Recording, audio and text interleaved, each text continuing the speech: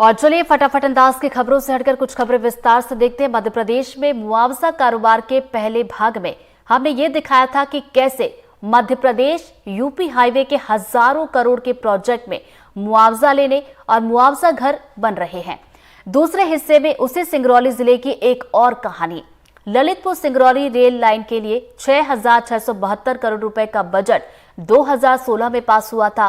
Project आज तक अधर में लटका है, लेकिन ट्रेन को भूलकर मुआवजे के लिए सरकारी खजाने को लूटने में मुआवजा कारोबार से लोग जुटे हुए हैं और आदिवासियों की जमीन पर बाहरी लोग यहां आकर मुआवजे की लालच में घर बनवा रहे हैं। देखिए हमारी ये ग्राउंड रिपोर्ट।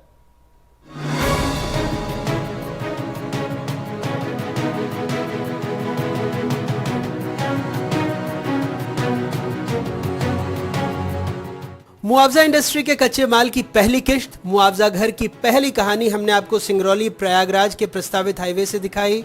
बताया कैसे सिंगरौली प्रयागराज नेशनल हाईवे के लिए चितरंगी और दुधमनिया के 33 गांव में महीने भर पहले हरे भरे खेत थे, अब वहां मकानों की लाइन है। ईंट की 4 फीट ऊंची चारदीवारी पर टीन शेड और मुआवजा घर तैयार। ठीक वैसे ही स्थानीय नेताओं, अधिकारियों और भूमाफियाओं के गठजोड़ ने रेलवे लाइन के लिए मिलने वाले मुआवजे में भी बड़े पैमाने पर सिंगरौली जिले में ही किसानों की जमीनें खरीदी और उसके बाद दिखावे के लिए मकान के ढांचे खड़े कर दिए। करीब 6 साल से सिंगरौली के 22 और सीधी के 91 गांवों में जमीनों का अधिग्रहण हुआ। कई ऐसे गांव हैं जहां लोगों को 2 वक्त की रोटी भी मुश्किल से मिल पाती है। ऐसे में यहां पक्के मकान के ढांचे देखकर समझा जा सकता है कि खेल क्या हो रहा है। ज्यादातर बैग आदिवासी बहुल गांव हैं, वो भी अब इस खेल को समझ रहे हैं, लेकिन कहते हैं मजबूर हैं। हमारे जमीन पर है। यहाँ बाहर के लोग आके बनाए हैं कि भाई पैसा थोड़ा बहुत दिया नहीं, वैसे ही लूट लिया हम लोग की जमीन। एग्रीमेंट भी करा है, उसने रजिस्टर नहीं भी 25% देने के बोल रहे हैं। सिंगरौली जिले में देवसर और चितरंगी ब्लॉक के 22 गांवों से होकर रेलवे लाइन की पटरी बिछेगी। इन गांवों में करीब 2166 मकानों का अवार्ड भी भू अर्जन अधिकारी ने पारित कर दिया। लगभग 10 गांवों के कुछ खसरों को छोड़ दिया गया था, वहां भी अब सर्वे पूरा हो गया है। इन गांवों में 1500 से ज्यादा मुआवजा घर बन गए। ये वही गांव है जहां से सिंगरौली ललितपुर रेलवे लाइन होकर गुजरनी है, यानी इसी रूट से जो है रेलवे लाइन गुजरनी है और इसके लिए भूमि अधिग्रहण की प्रक्रिया प्रारंभ कर दी गई है। सर्वे का काम भी पूरा कर लिया गया है, लेकिन आप देखिए मुआवजा के लिए किस तरह से यहाँ पर मकानों का निर्माण कराया गया है। ये तस्वीरें देखिए और जहाँ भी आपकी नज़र जाती होगी आपको सिर्फ इसी तरह के मकान दिखाई दे रहे होंगे। ये मकान जो है इस मकानों में कोई रहता भी नहीं है और ये मकान सिर्फ बनाए गए हैं मुआवजे के लिए। ये सब मकान बाहरी लोगों के हैं, यूपी, बिहार, बंगाल, झारखंड, यहाँ से सब लोग आके जिनके पास पैसे हैं वो सब लोग मकान बनवाए हैं। उनका उद्देश्य भू अर्जन और इसका मुआवजा लेना है।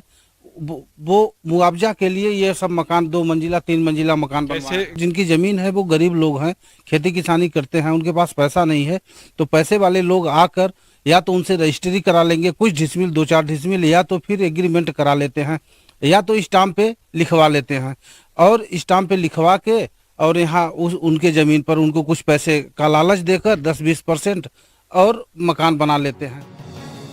सिंगरौली जिला पावर कंपनियों का हब माना जाता है। बाकायदा इससे पहले भी मुआवजे को लेकर एक बड़ा गिरोह सक्रिय है। इस गिरोह को जैसे ही पता चला कि इस इलाके में कोई कंपनी आने वाली है या सड़क का निर्माण होने वाला है, गिरोह के लोग सस्ते दाम में आदिवासी परिवारों से जमीन खरीद लेते हैं या फिर एग्रीमेंट करा लेते हैं, उस पर बहुमंजिला इमारत खड़ी कर देते हैं। इसके बाद अधिग्रहण में मोटी रकम वसूली जाती है। ये मुआवजा के लिए बनाए हैं, कोई नहीं रहता। कुछ तो 25% पर बनवाए हैं, कुछ ऐसे दे दिए हैं बिक्री पर, एग्रीमेंट पर। ये मकान तो जो लोग बनाए हैं ये गांव के लोग और बनाए हैं और कुछ लोग बाहर के आके बनाए हैं। पैसा हो गया ऐसे कुछ 10-5 दे देते हैं, वो भी अभी दिए भी नहीं है, पैसा भी नहीं दिए हैं। बोले हैं कि मिलेगा तो देंगे और नहीं मिलेगा तो वो भी नहीं हो पाएगा। अब वो कोई भरोसा नहीं कि देंगे कि नहीं देंगे। पैसे की कमी से निपटने के लिए मुआवजे का दूसरा गणित भी निकाला गया है, सुनिए। किसी का 2 मंजिला है, किसी का 3 मंजिला है, किसी का सिंगल भी है। जैसे कोई अगर बनवाता है तो 2 मंजिले के बाद भी ऊपर बनवा सकता है। किसी का सिंगल मंजिला है उसके ऊपर भी बनवा रहे हैं 1-2 मंजिला। 25% के हिसाब से देते हैं लोग। जिसका मकान है वो 25% लेंगे, इसके ऊपर आपका जो बनेगा वो आपको मिलता है। एनडीटीवी ने मुआवजा इंडस्ट्री की पड़ताल करने के लिए कई एजेंटों से बात की। उन्होंने खुलकर कैमरे के सामने कहा कि यहाँ 25 से लेकर 30% तक में मकान बन जाता है। मुआवजे की रकम का 70% आपका और 30% हमारा। जैसे हम लोग बनवाए हैं वैसे ही बनवा लीजिए, क्या है। अरे हो गया वही 30 चल रहा है इधर। 25 कहाँ, हम लोग 30 लिए हैं तो और 35-40 लेंगे कि अब तो अब 2-3 वर्ष हो गया भाई। अब धीरे धीरे समय बीत रही है, सब चीज का महंगाई है तो ये भी महंगाई चलेगा भाई। अब क्या करें हम लोग, हाँ मजबूर हैं। 30 हाँ बन जाएगा। सिंगरौली प्रयागराज हाईवे प्रोजेक्ट की तरह ये मुआवजा घर नुमाइश के लिए बने हैं, यहाँ रहता कोई नहीं। वहीं प्रशासन फिर दोहरा रहा है कि सर्वे के बाद बने घरों को मुआवजा नहीं मिलेगा। हालांकि पहले सर्वे के बाद भी मुआवजा कैसे मिल गया इस पर चुप है। हो गया, बने हैं मकान, बहुत बने हैं और बाहर के भी हैं, यहाँ के भी हैं, अधिकतर बाहर के हैं। रहता नहीं है कोई अभी। उसमें जो मकान बने हुए हैं उसमें ये भी प्रावधान रहता है कि क्या मकान सिर्फ ही मुआवजे के उद्देश्य से बना है या फिर उसमें वाकई में उसमें पहले से निवासरत हैं, उसमें बिजली, लाइट, पानी सभी की व्यवस्था, समुचित व्यवस्था है कि नहीं। तो उसी के आधार पे मुआवजा भी दिया जाता है। इसमें चूँकि अन्यथा ये शासन के लिए बहुत बड़ा क्षति होता है, राजस्व की बहुत बड़ी हानि होती है। तो जो नए जो मकान बन रहे हैं इसमें मुआवजा का प्रावधान नहीं है। ये विभाग के द्वारा भी घोषणा की जाती है।